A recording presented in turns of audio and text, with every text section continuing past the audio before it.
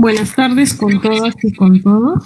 Reciban un cordial saludo de la Comisión Permanente de Acceso a la Justicia de Personas en Condición de Vulnerabilidad y Justicia en tu Comunidad. Continuando con el ciclo de videoconferencias que venimos desarrollando, en esta oportunidad nos acompaña el doctor José Iván Sarabia Ciste, juez especializado de familia de la Corte Superior de Justicia de Lima Este, especialista en Derecho de Familia y Género por la Universidad de Jaén, España, docente de la Academia de la Magistratura en Derecho de Violencia contra la Mujer e integrante del grupo familiar, quien nos presentará el tema Medidas de protección en tiempos de coronavirus. No se olviden que pueden dejarnos sus preguntas en los comentarios y el doctor al final de su presentación las responderá con mucho gusto. Adelante, doctor. ¿Cómo están? Al momento que lo puedan ver el video, bienvenidos a todos y a todas en esta conexión virtual que gentilmente he recibido la invitación de la Comisión Permanente de Acceso a la Justicia de Personas en Condición de Vulnerabilidad y Justicia en tu Comunidad del Poder Judicial, al cual me honro en ser parte de dicha institución. Importantísimo el tema del día de hoy. En realidad me gustó mucho el tema a tratar, medidas de protección contra la violencia en tiempo de coronavirus. ¿Qué podemos hacer? ¿Qué situaciones se presentan? Vamos a trabajarlo en algunas partes para que quede todo claro y podamos tener algunas ideas. Primero, tenemos que ver en qué situación se encuentran en la actualidad las víctimas de violencia contra la mujer e integrantes del grupo familiar en esta cuarentena. Una vez identificado esa situación, vamos a tener que ver cómo podemos llevar a cabo los jueces de familia sin vulneración de derechos un procedimiento de tutela especial. ¿Qué principio debemos aplicar? ¿Qué circunstancias debemos aplicar? Ahora, el tercer punto que vamos a tratar es que para que haya efectividad, ¿cómo podemos hacer medidas de protección que, valga la redundancia, sean eficaces, que cumplan su finalidad? Porque no tendría sentido dar un mero documento en la cual van a seguir todavía vulnerables, en condición de vulnerabilidad, las mujeres y los integrantes del grupo familiar. Y el último punto sería cómo lo ejecutamos. Porque en cuarentena vamos a tener que tener en cuenta muchas aristas. La prohibición de inmovilidad en las calles, la Policía Nacional, algún grupo mayoritario está desplegado para que la gente no transite. La situación de los jueces de emergencia, cómo están trabajando, las instituciones que están involucrados en la lucha de la violencia contra las mujeres e integrantes del grupo familiar. Entonces hay muchas situaciones que se tienen que analizar y que tenemos que ver en esta charla, que tengo entendido que el tiempo es corto, así que vayan conectándose para que puedan tener la explicación precisa y correcta. Ahora bien, como bien ha dicho Claudia, preguntas para poder responderlas al final, porque a veces en la exposición quedan algunos vacíos, algunas dudas, y está bien que nosotros podamos responderlas. Muy bien, ¿en qué situación se encuentra la mujer y los integrantes del grupo familiar? Muchos aspectos importantes que he tenido bien anotar. El Ministerio de la Mujer ha revelado que más de 10.000 llamadas a la línea 100 por violencia doméstica, por violencia familiar, 4 feminicidios, muchos más tentativas de feminicidios, situaciones que, si bien es cierto, se ha podido bajar la criminalidad común, la criminalidad general por la cuarentena, sí se ha incrementado la violencia familiar. La violencia familiar es la violencia contra la mujer, pero que se encuentra en su ámbito privado. Y ahí vamos en la teoría de los delitos, porque estos hechos también son delitos, ¿no? La teoría del delito en sus 4 paredes, ¿no? En la cual los únicos testigos son la misma víctima, el agresor o los integrantes del grupo familiar, ¿correcto? Cuando eso sucede en esta cuarentena, la víctima se encuentra en mayor control de su victimario. El agresor controla mejor a la víctima. Por lo tanto, hay esa circunstancia de que no puedes salir, no tienes contactos con tus amigos y amigas, no tienes contactos con la familia que de alguna manera en su vida cotidiana probablemente hayan buscado auxilio o apoyo. Pero en esta circunstancia no se da. De repente, como bien señaló el Ministerio de la Mujer, pueden hacer llamadas a la línea 100, como que se han hecho. Pero no todo el Perú tiene acceso a las líneas telefónicas o celulares. Por lo tanto, es complicado. El agresor inclusive les prohíbe tener comunicación externa mediante estos medios sea teléfono, celular, Facebook, WhatsApp, etcétera, etcétera. No tienen ese tipo de comunicación. Entonces, acá está la situación de que cómo llegamos a esa información. Y ahí es importante las personas que se encuentran y viven alrededor de las víctimas de violencia, de tener la posibilidad de ellos comunicarse con la línea 100 o en su defecto con la Policía Nacional. Hay que dejar claro que la cuarentena no prohíbe, no suspende los plazos respecto al proceso de tutela especial, ¿no? Y respecto a la denuncia de violencia familiar o doméstica. El gran problema es que lo más cercano a una víctima es o la línea 100 o las comisarías, porque el Poder Judicial o la Fiscalía pueden estar muy alejadas de su domicilio, pero la policía es lo más cercano. Sin embargo, hay lugares en los cuales hay comisarías que quedan lejos. Por eso que el apoyo de la sociedad, de la comunidad, de los vecinos es muy importante. Y si la víctima puede salir del domicilio para ponerse a buen recaudo, la policía tiene que entender y comprender de que eso no es una prohibición. O sea, no está rompiendo el aislamiento obligatorio decretado por el gobierno, porque lo que está haciendo es poner a salvo su integridad física, psicológica y su vida misma, ¿correcto? Y al contrario, la Policía Nacional está en la obligación de brindarle todas las garantías necesarias para su seguridad. Entonces, en un marco amplio respecto a la situación de las víctimas en la actualidad, es así como las encontramos. Inclusive, el Ministerio de la Mujer ha revelado que mucha violencia sexual, entre un gran porcentaje, es contra niños, hacia niños y niñas. Y es preocupante, Por lo tanto, el trabajo arduo que debe tener el Poder Judicial, la Fiscalía y la Policía Nacional, el Ministerio de la Mujer, es en ese tipo de delitos. Porque si bien es cierto, como dije al inicio, ha bajado la criminalidad en delitos comunes, se ha incrementado los delitos de violencia contra la mujer e integrantes del grupo familiar. Entonces, vamos a deducir que la víctima pudo acceder a la línea 100, va al Ministerio de la Mujer, hace las indagaciones preliminares, o va a la policía, que es parte de su función, o la víctima puede llegar a la comisaría, o los vecinos han apoyado, lo tienen a buen resguardo, y la policía ayuda y traslada para las investigaciones, ¿correcto?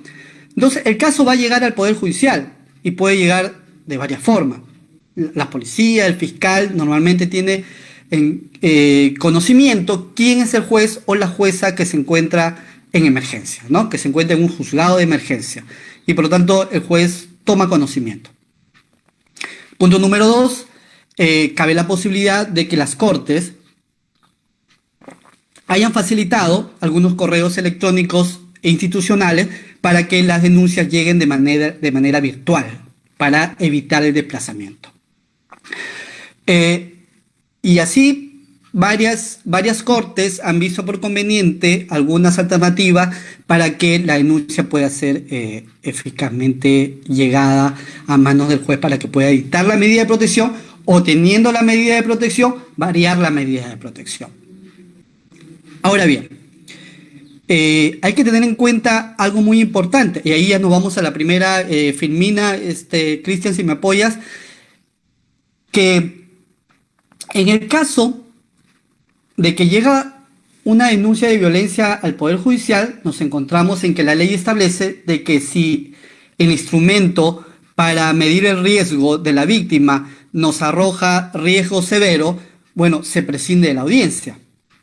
Pero si nos arroja riesgo moderado y riesgo leve, bueno, hay que llevar una audiencia. Como los plazos no se han suspendido en violencia, y por una razón muy sencilla, prima la integridad física y psicológica y la vida de la víctima, no se debe prescindir. No se ha restringido ese derecho fundamental en el estado de emergencia conforme lo establece la Constitución. Entonces, pregunta número 1. El juez convoca la audiencia, en riesgo severo lo puede prescindir. Leve y moderado, convoca la audiencia. Primera respuesta, si convoca la audiencia, ¿cómo lo hace? ¿En forma virtual? ¿Se apersona a la vivienda? ¿Lo hace por llamada? La ventaja de la ley es que tiene el principio de flexibilidad y por lo tanto puede utilizarse este principio de flexibilidad para poder nosotros tomar la medida más adecuada. Pero acá hay muchos aspectos, muchos principios que colisionan. El principio de la integridad física y psicológica de la víctima, el principio de derecho de defensa, el derecho a ser oído de tanto de la víctima como del denunciado y el derecho a la salubridad. Son 3 principios que nos encontramos y el juez tiene que resolver. El Decreto Supremo 09/2016 del MIM, que es reglamento de la Ley 3036-4, posteriormente modificado por el 04/2019, nos da una alternativa, una salida legal. ¿Por qué? Porque si yo hago una llamada telefónica a la víctima para que a mí me explique qué sucedió o qué factores de riesgo tiene, esa víctima no va a poder expresarse con la tranquilidad que sí lo puede hacer en una audiencia. Porque ¿quién está a su costado? El agresor o potencialmente agresor. ¿Correcto? Por lo tanto, su nivel de desenvolvimiento, de poder contarle al juez, va a ser limitado. Va a ser limitado por quien le agrede. ¿Correcto? Entonces, ahí hay una situación un poco complicada. Ahora, en muchos lugares del país, las víctimas no tienen acceso a medios de comunicación, como una videoconferencia, internet, telefonía, etcétera. ¿Correcto? Entonces, yo no lo puedo ni siquiera citar. Tengo su número de teléfono, pero como le señalo, la dificultad de que ella me exprese con facilidad, de repente cabe la posibilidad de que niegue todo porque su victimario está al costado de ella, vive en el mismo domicilio, ¿no? Entonces, ¿se puede prescindir de la audiencia sin vulnerar el derecho de defensa y el derecho a ser oído del denunciado? Desde mi punto de vista, la respuesta es sí. ¿Y por qué? Porque no tengo cómo llegar a la víctima sin que yo vulnere su derecho de ella a no ser revictimizada.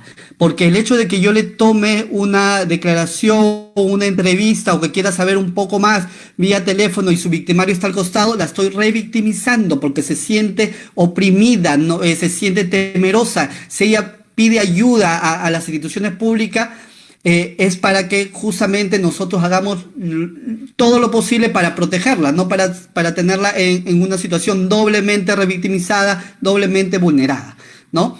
Entonces, el artículo 35.2 dice, si el juez del reglamento, si el juez no logra ubicar a la víctima mediante la notificación, mediante la citación, es decir, se hace imposible de instalar una audiencia, el juez resuelve con lo que tiene, así sea leve o moderado.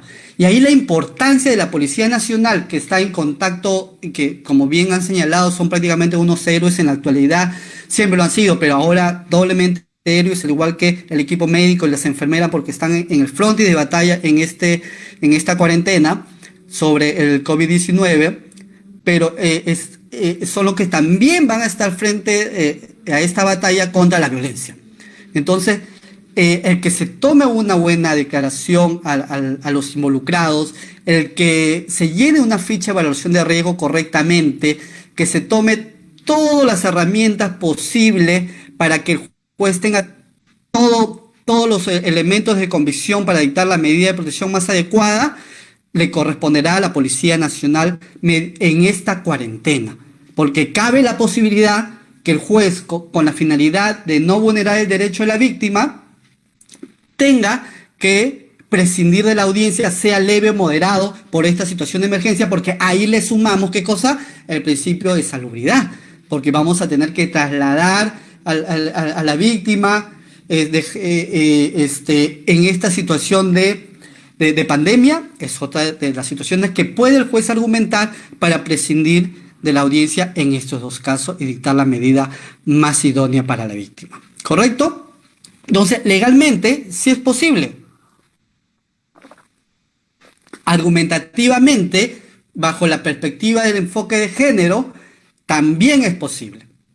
Y las resoluciones de los jueces se basan justamente en su argumentación, ¿no? En buscar los principios supralegales, en este caso la Constitución y las convenciones, resolver la colisión de principios en una ponderación y determinar por este motivo yo estoy prescindiendo de la audiencia por este estado de cuarentena y porque urge primar la integridad física y psicológica de la víctima, ¿no? ¿Qué pasa con el derecho de defensa y el derecho a ser oído?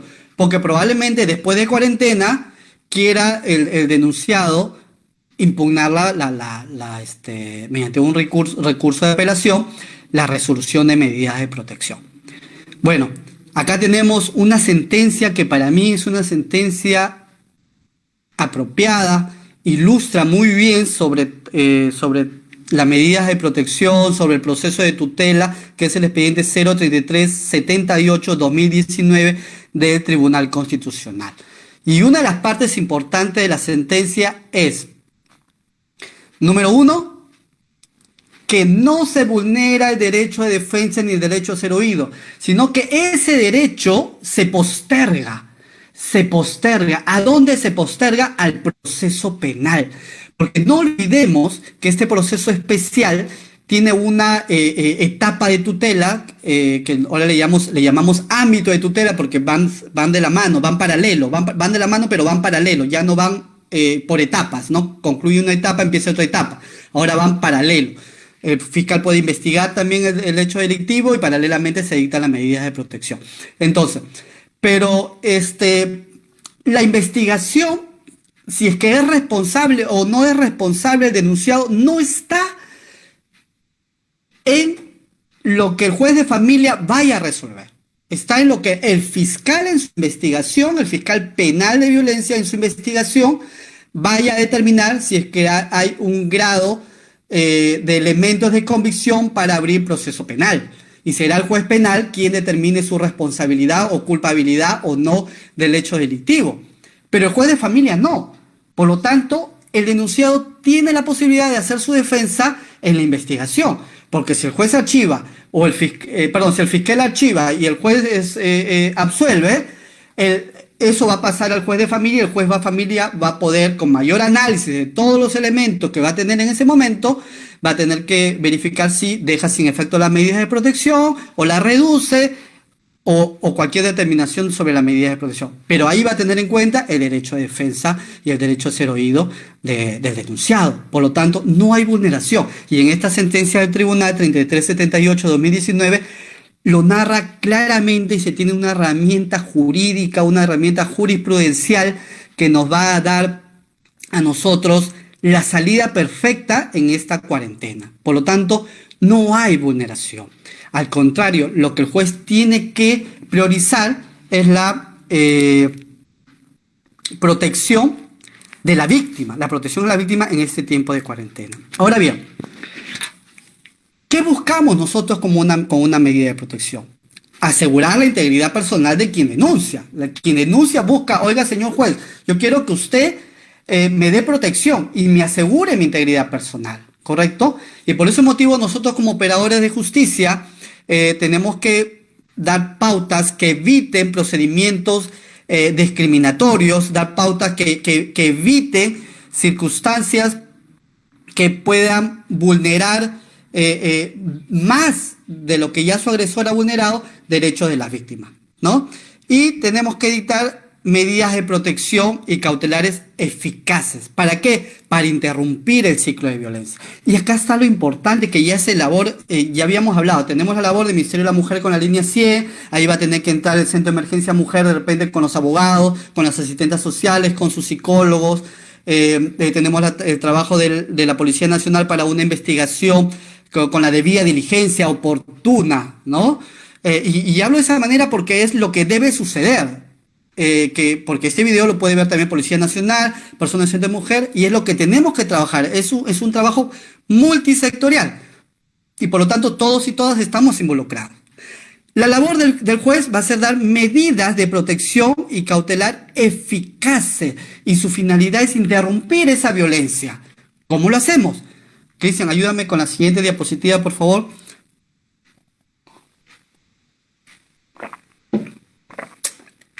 Para que las medidas de protección sean eficaces, el juez no puede dictar una medida de protección genérica.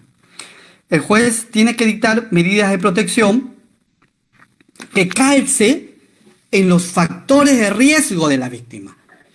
Y ahí está la diferencia. El juez de familia no va a investigar el delito. El juez de familia en este ámbito tiene en cuenta los hechos delictivo, por supuesto que sí, porque es el hecho de violencia también, ¿correcto? Pero va a tener mayor énfasis en los factores de riesgo, la importancia de que el juez de familia determine los factores de riesgo para poder dictar medidas de protección más adecuadas, ¿correcto? ¿Qué factores de riesgo vamos a ver? Por ejemplo, probablemente el ataque a la víctima, la violencia a la víctima, el denunciado haya estado completamente sano, o sea, no haya estado en estado de ebriedad.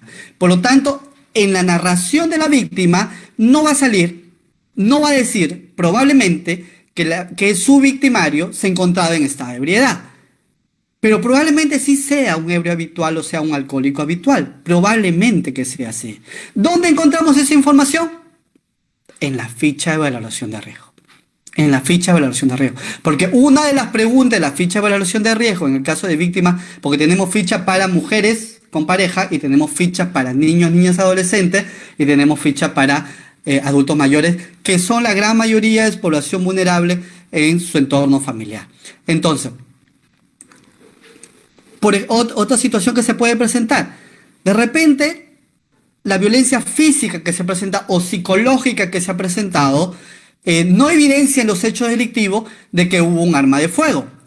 Sin embargo, probablemente el agresor sí tenga en casa un arma de fuego. ¿Dónde lo vamos a ver eso? En la ficha de valoración de riesgo, ¿no?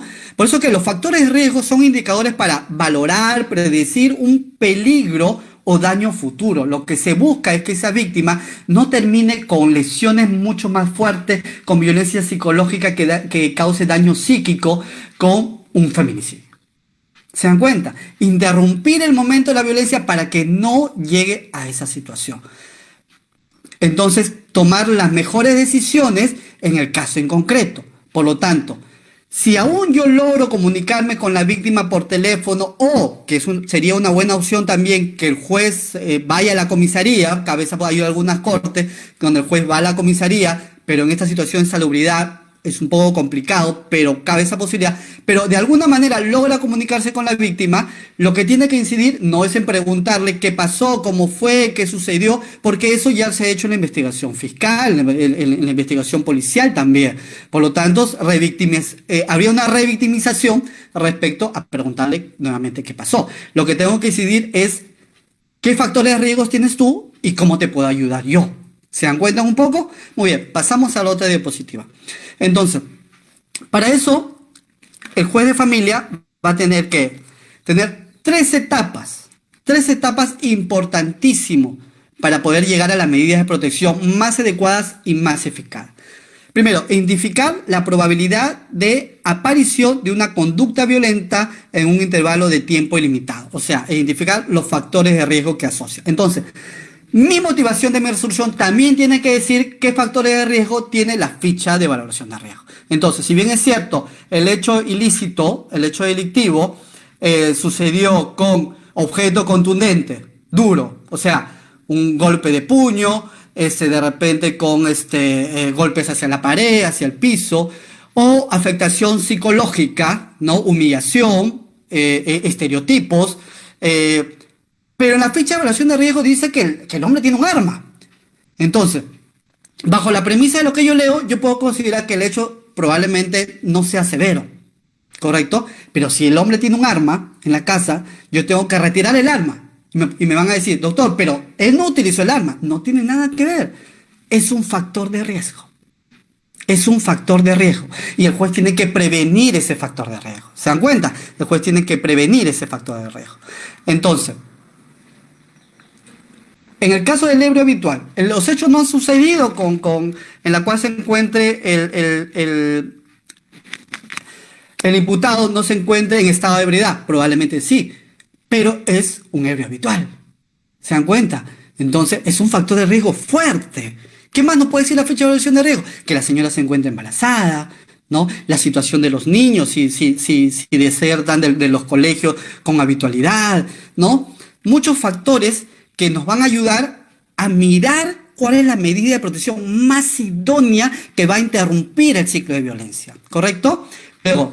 Luego de eso, deteniendo yo todos mis factores de riesgo, voy a hacer la categorización de riesgo. ¿Qué dice? Implica clasificar los niveles. Eso es lo más fácil. Riesgo leve, moderado y severo. Es una tabla ya establecida y nos van a decir. Lo más importante de esta ficha de evaluación de riesgo es que el Tribunal Constitucional en esta sentencia 3378 de 2019 ya ha señalado que es constitucional y que es una herramienta que nos ayuda. No determina la responsabilidad del imputado, pero ayuda al juez, ¿no?, a determinar qué factores de riesgo tiene.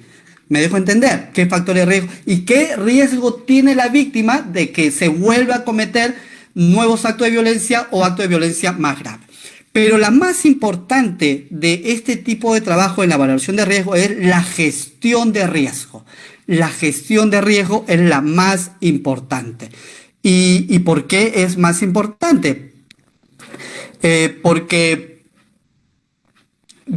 no basta con que yo diga, como juez, que yo diga, bueno, vamos a dar el cese de la violencia, el retiro del hogar, la confiscación del arma de fuego, que la señora vaya a un hogar de refugio temporal. No basta dictarlo, no. ¿Quién lo va a hacer? ¿Quién va a llevar a la víctima, sobre todo en esta situación de cuarentena? ¿Quién? ¿La Policía Nacional? ¿El Centro de Emergencia Mujer? ¿Otra entidad pública o una entidad privada? ¿No? ¿Cómo le van a dar esa protección a la víctima? ¿Quién va a retener el arma? ¿Por cuánto tiempo? ¿Y qué responsabilidades va a tener aquella entidad o personal que no cumpla la orden judicial? Usted, señor policía de la comisaría tal, ¿no?, tendrá que trasladar a la agraviada, ¿no?, en coordinación con el alcalde distrital fulano de tal, ¿no?, en el plazo porque tiene que dar un plazo en cuánto tiempo lo tiene que hacer, bajo responsabilidad de. ¿Se dan cuenta? Entonces ahí es eficaz, porque yo digo, retiro el arma, ¿no? Si yo señalo, trasládese a la agraviada a una casa de refugio temporal, sabrá Dios cuándo la van a trasladar, sabrá Dios cuándo se va a ejecutar eso. Pero si el juez de familia pone quiénes son los responsables, por lo menos institución, Policía Nacional, comisaría. ¿Quién es responsable? Comisario, ¿no? Ministerio de la Mujer, en el sector hay un coordinador del Centro de Emergencia Mujer, ¿correcto? ¿Quién es el coordinador? Responsable.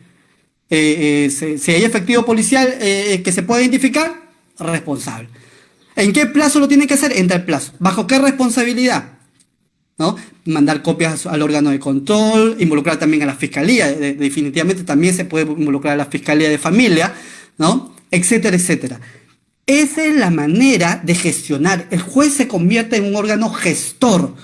O sea, yo dirijo dónde va, quienes incumplen, entonces la medida se hace eficaz. Entonces, yo identifico los factores de riesgo. Estos son los factores de riesgo que va a hacer que este caso se agrave, que probablemente lleguemos a un feminicidio, lo que hay que evitar. La otra situación es quiénes van a cumplir las medidas de protección. Para que las medidas de protección, y disculpen el término, no lleguen a ser un saludo a la bandera, un documento más, sino que se pueda ejecutar, que se pueda hacer el seguimiento, que se pueda cumplir.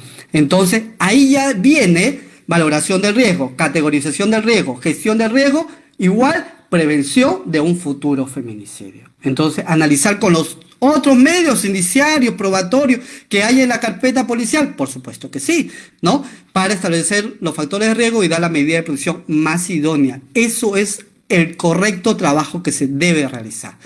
Pasamos a una diapositiva más. Cristian, por favor. Muy bien. Entonces, si nosotros hacemos un trabajo de esa manera, ya tenemos la posibilidad de prescindir la audiencia, ¿correcto? Que la Policía Nacional haga un trabajo riguroso, también se pide eso, porque si no tenemos muchos elementos va a ser bien difícil establecer qué factores de riesgo tiene. Por lo tanto, tenemos que tener en cuenta esa situación. Muy bien. Hay base legal para prescindir la audiencia, actuar de manera inmediata, sin necesidad de que se pueda, digamos, vulnerar el derecho de la otra parte, sea en cualquiera de los riesgos, leve, moderado o severo. Finalmente, establecer los factores, las medidas de protección más adecuadas. Entonces, si yo tengo eso, yo voy a neutralizar o minimizar los efectos nocivos de la violencia ejercida por la persona denunciada, ¿correcto? Porque ese es el objeto de las medidas de protección. A eso apunta, ¿no? Y por lo tanto voy a llegar a una finalidad que es resguardar la integridad personal de la mujer y garantizar el derecho que lleva una vida libre de violencia. ¿Cuáles son las medidas de protección en esta situación más idónea? El retiro del hogar del agresor, porque estamos en una situación de excepción y se necesitan medidas excepcionales. Porque la mujer está dentro de esas 4 paredes y en la cual se cruza con el agresor. Y quizás muchos de los que nos ven en la actualidad, ahorita en esta conferencia, pueden tener una casa un poco más amplia, un poco más grande, pero hay muchos lugares en el país. Yo he sido fiscal de familia en Amazonas y he podido apreciar, y en San Juan de Lurigancho también tenemos viviendas así, en la cual en un cuarto viven padres, hijos, abuelos. Entonces, tu victimario, el denunciado, el agresor, está al costado tuyo. Está al costado tuyo.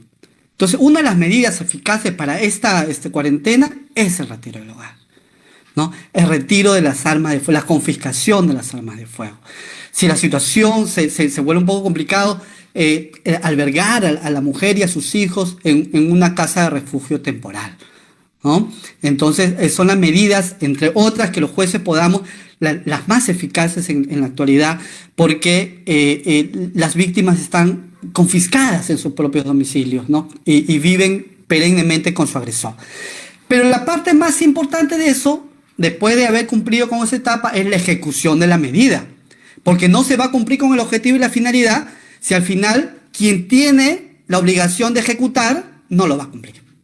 ¿Y quién ejecuta la medida de protección? ¿El juez? No. Quien ejecuta la medida de protección es la Policía Nacional y las instituciones que el juez haya involucrado. Entonces, si la policía va a decir, no, yo no puedo, esto no se puede hacer, ¿me dejo entender? No va a ser eficaz la medida de protección. Y es por eso importante que el juez tenga que poner los apercibimientos de ley, porque la resolución judicial se tiene que cumplir en sus términos. Por lo tanto, tú incumples las medidas, tienes responsabilidad. Disculpe, señor comisario, pero ahí dice taxativamente que la responsabilidad es de usted. Si usted no dispone lo que dice la resolución, yo hago el seguimiento y hago la ejecución. ¿Correcto? Igual con las otras instituciones, Centro de Emergencia Mujer, con entidades públicas, también podemos involucrar entidades privadas, podemos involucrar a la municipalidad, a la DEMUNA, entre otras instituciones que en este estado de emergencia están laborando, están cumpliendo con su función.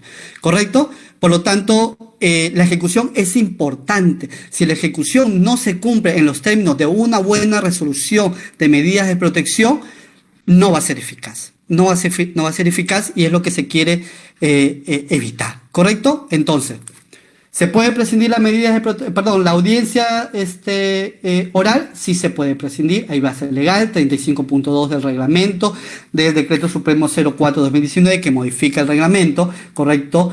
¿Se vulnera algún derecho? No, porque el derecho a la defensa, el derecho a ser oído, se posterga, se traslada a la etapa penal, ¿correcto? Por lo tanto, no hay vulneración, lo dice las sentencias 3378/2019 del Tribunal Constitucional, que es excelente, esa sentencia tiene una narración muy importante. La medida de protección tenemos que identificar los factores de riesgo y tenemos que ir a los factores de riesgo, no al hecho, sino al factor de riesgo que tiene, cómo cubrimos ese factor de riesgo para que la medida de protección sea la más idónea. Y finalmente, la ejecución, las instituciones involucradas y la ejecución que vaya a dar el juez, el seguimiento y la ejecución del incumplimiento de esas medidas que vaya a dar el juez mediante sanciones correspondientes, es importante y vital. Y quiero terminar esta parte para poder resolver las preguntas del grupo, es de que esto no solamente es en la etapa de cuarentena, este tipo de exactitud que se tiene que realizar para dictar una medida de protección idónea tiene que hacerse en cualquier momento. Y para eso hay que ir capacitándonos continuamente. Punto número 1, ir en coordinación con las otras instituciones. La ley 3036/4 es una ley multisectorial, involucra a muchos sectores del Estado. No podemos actuar, yo soy Poder Judicial y por lo tanto soy un poder del Estado, soy Ministerio Público y por lo tanto soy un órgano autónomo, soy Ministerio de la Mujer y yo tengo mi propias normativas. No, lo que busca la ley es articular, hacer una red de apoyo y trabajar en equipo, ¿no? Trabajar en equipo. Ahí vamos a ver alguna pregunta. Hay varias. Vamos a ver. A ver. Ya, vamos con Abel. Abel, gracias por acompañarnos. ¿Qué pasa si en dos procesos paralelos a nivel fiscal y juzgado de familia, ya, cabe que en casos la Fiscalía archiva la denuncia o disponer que no hay mérito a aperturar una investigación? El juez puede no dictar la medida de protección. Buena pregunta. Cuando recién salió la ley 3036/4 existía el famoso artículo 23 en el cual señalaba que lo que disponía el fiscal era una orden para el juez de familia. Por lo tanto, si el juez archivaba, el juez de familia archivaba. Eso se discutió mucho, hubo un acuerdo plenario, no recuerdo, creo que es en 2016, 2017, no recuerdo muy bien, en la cual se determinó de que no vinculaba lo que el fiscal determinaba en su investigación penal respecto a lo que el juez determinaba en los factores de riesgo. ¿Se dan cuenta? Y ahora lo vemos más claro. Antes porque la ley era un poco ambigua, pero ahora lo vemos más claro, ¿no? El fiscal ve persecución del delito. Es su función, titular de la acción penal. Pero el juez de familia, su función es tutelar. Es factores de riesgo. Proteger y disminuir los factores de riesgo. Interrumpir el ciclo de violencia. ¿Me dejo entender? Entonces, si el fiscal archiva, no necesariamente el juez de familia archiva. ¿Por qué? Porque puede ser que el hecho delictivo no se haya dado, ¿correcto? Como puede ser que el hecho delictivo no se haya podido probar. O sea, cabe la posibilidad que la violencia se dio, pero no se ha podido probar. Y cuando no se puede probar, la duda, doctores, favorece al reo, ¿correcto? Entonces, esas circunstancias no suceden en el derecho de familia. Por lo tanto, si es que hay duda y hay factores de riesgo que todavía existe, favorece a la víctima. ¿Me dejo entender? ¿Correcto? Si el señor todavía es un alcohólico habitual y el juez ordenó que pase un tratamiento de alcohólicos, ¿correcto? De alcohólicos, y no lo ha cumplido, el factor persiste. De repente, otras medidas de protección deje sin efecto, pero este factor de riesgo que continúa, tiene que continuar. Así, la fiscalía haya archivado o el juez penal haya absuelto también, cabe esa posibilidad. Por lo tanto, no vincula la resolución fiscal con y la resolución penal con las medidas de protección. Muy buena pregunta, a ver. Cristal, ¿la medida de protección tiene vencimiento? No. la medida de protección, digamos que tiene un vencimiento, pero la norma dice, y justamente va relacionado con la pregunta de Abel, Cristal, gracias por acompañarnos, con la pregunta de Abel, en el sentido de que si el factor de riesgo continúa, el juez de familia está obligado a continuar en la ejecución de ese factor de riesgo. La única manera de que la medida de protección se deje sin efecto es si los factores de riesgo ya desaparecieron. ¿Me dejo entender? Y por eso la ejecución del proceso, o sea, el dictar la medida de protección es corta, porque es 24, 48 y 72 horas, es lo que dice la norma, ¿correcto? Se puede alargar un poco por un plazo razonable y la cantidad de casos que tiene un juez de familia, pero en realidad el plazo es corto para dictar una medida de protección. Pero la ejecución es larga, porque para yo dejar sin efecto modificar esa medida de protección tengo que citar una audiencia. A una audiencia, eso ya se verá post cuarentena, por ejemplo, ¿no? Necesita una audiencia, pero yo voy a tener que fijarme no en el archivo del fiscal ni la absolución del juez penal, sino yo que tengo que fijarme si los factores de riesgo que yo advertí ya cesaron. Si ya cesaron, dejo sin efecto mis medidas de protección. Si no cesaron, continuamos con las medidas de protección. Muy bien, Fanny, quisiera consultar si es factible otorgar medida de protección por parte del juzgado de familia en caso de violación a la libertad sexual, donde el agraviado es un menor de edad de sexo masculino y el agresor no se encuentra dentro de los integrantes del grupo familiar, precisando que tampoco viven bajo el mismo techo. Ya. Buena pregunta. Y va enfocado primero porque la ley está diferenciada en violencia contra la mujer por su condición de tal, ¿no? Mujeres en cual se encuentra en situación de discriminación por imposición de estereotipos.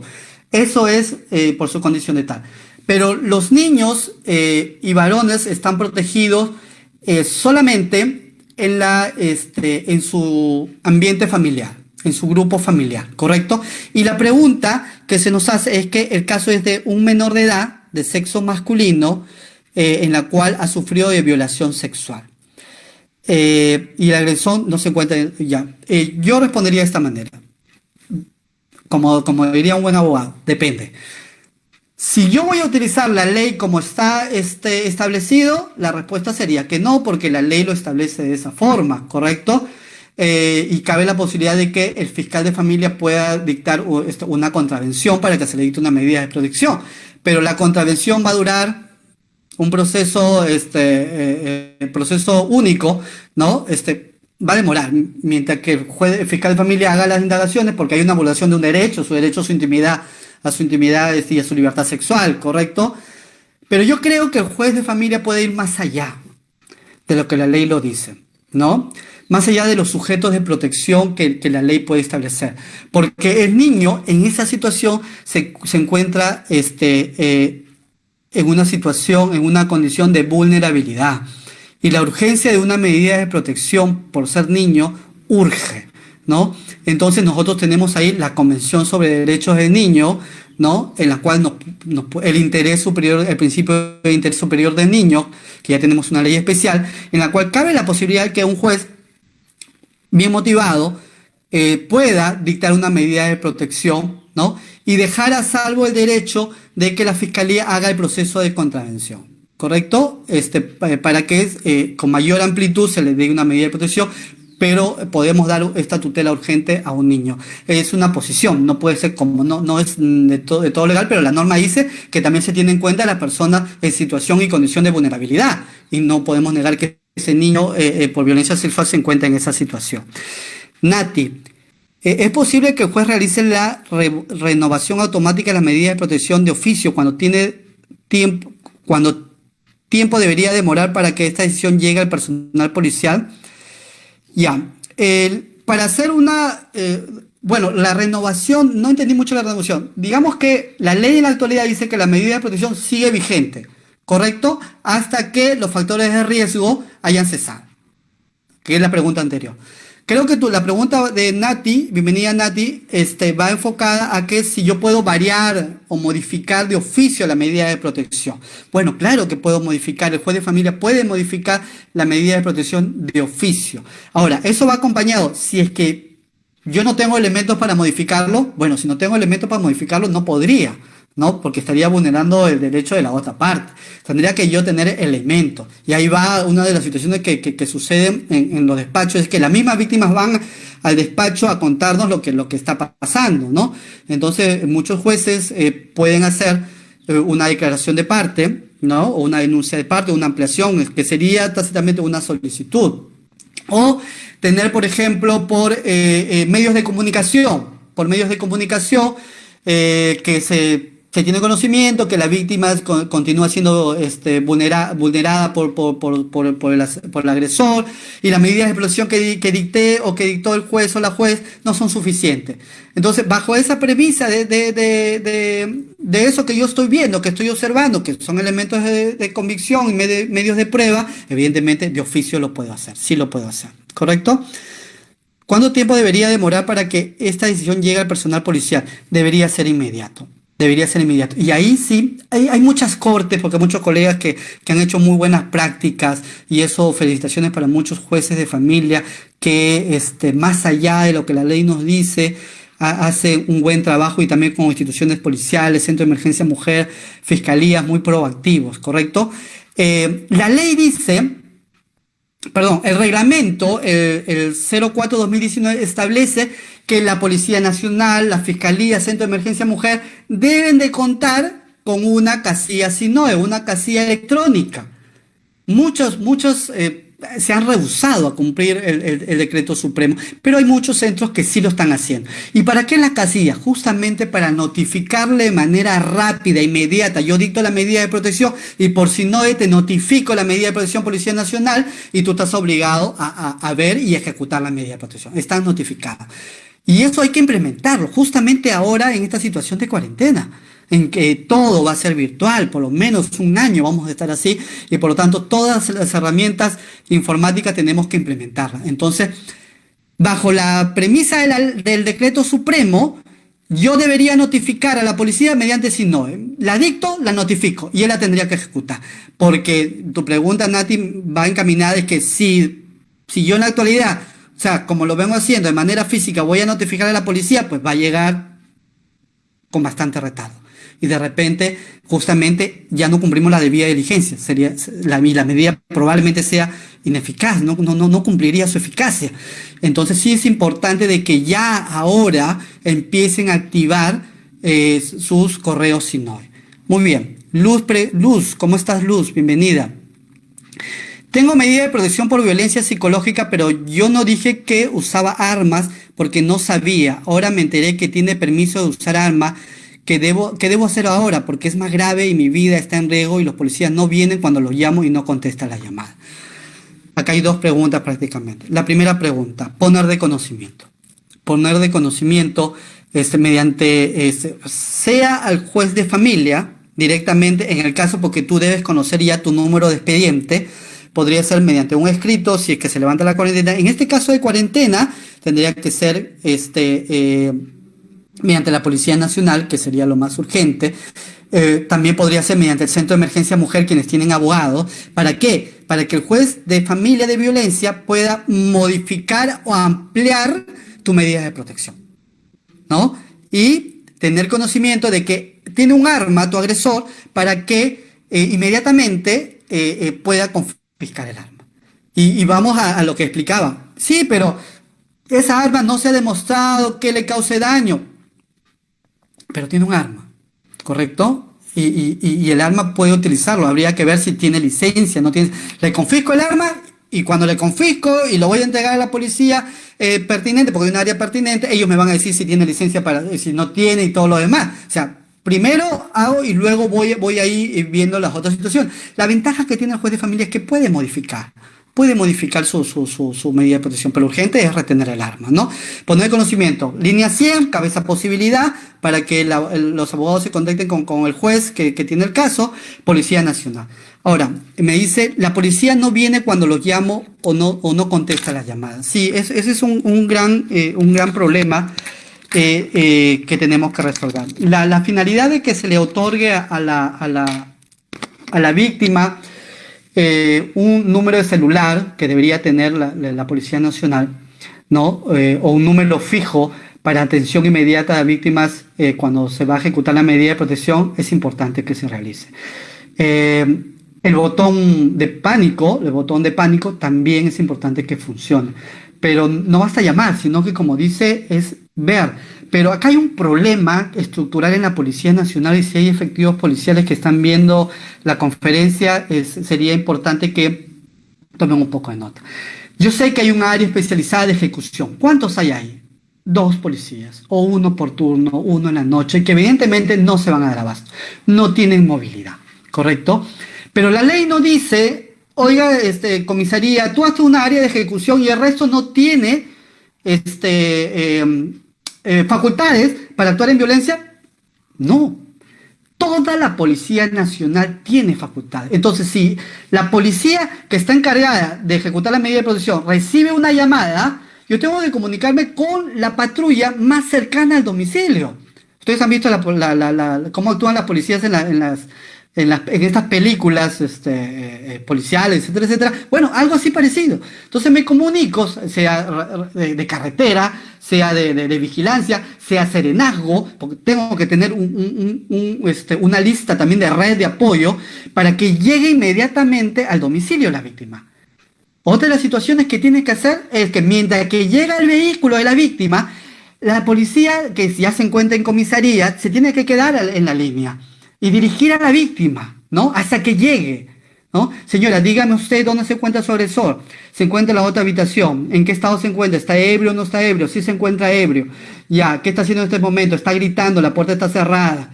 Señora, hay una manera como usted puede salir, hay armas blancas ahí, hay cuchillos, aléjese. ¿Se dan cuenta ustedes? Esa es la manera como se tiene que actuar. Puede salir, usted tiene un familiar, una amiga a quien yo le puedo llamar y pueda llegar en este momento a su casa. Sí, ¿sabe el número? Sí, acá tengo mi número. Ya, entonces yo voy prestando apoyo en el momento de los hechos, en el momento de la circunstancia. Inclusive, señora, póngame en altavoz para poder hablar con el denunciado. Tantas cosas que pueden hacer sin necesidad de que vaya a buscar apoyo, buscar números telefónicos de otras personas. Esa es la finalidad, pero hay que preparar a la policía para que tengan ese tipo de trabajo. Bien, Solimar. En el caso de violencia en contra de los integrantes del grupo familiar, cónyuge o conviviente varón, no hay ficha de evaluación. ¿Cómo determinar el riesgo para dictar medida de presión a favor de eso? Muy buena pregunta, muy buena pregunta. Sofimar. Sí, efectivamente, cuando se sacó el decreto supremo 04 de 2019, las reuniones que tuvimos para modificar el reglamento, el Ministerio de Mujer se comprometió y señaló que ya estaba en camino la ficha de evaluación de riesgo para los otros integrantes del grupo familiar, ¿no? En este caso, en varones tampoco no entra el centro de emergencia mujer, porque, bueno, en este caso no voy a entrar, pero creo que no entra el centro de emergencia mujer. Creo que más es para víctimas mujeres, ¿no? Pero la ficha de riesgo es un instrumento que nos ayuda a hacer más rápido los factores de riesgo de la víctima, en este caso de las que tenemos. Pero la valoración del riesgo no necesariamente se hace con la ficha. La valoración del riesgo se hace con una asistenta social, ¿no? Entonces el Poder Judicial tiene una asistenta social, que el juez tendría que ordenar, o la Policía Nacional comunicarse con el juez para que el juez a su vez ordene que vaya, como es una urgencia, a hacer los factores de riesgo de la víctima.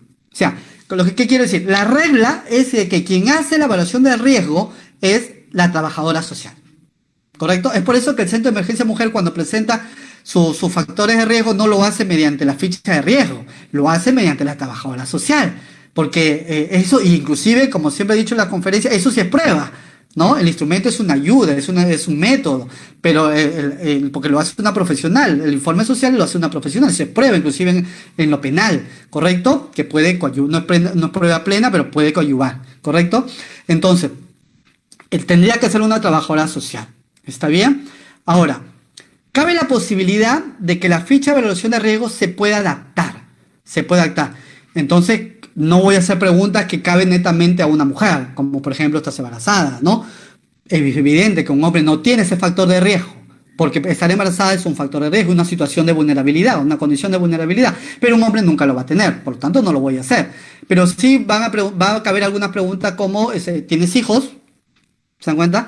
te amenaza, te cela, ¿no? Son preguntas que caben entre hombres y mujeres. Lo que sí tendría que ponerse en la parte que dice observación, ficha adaptada.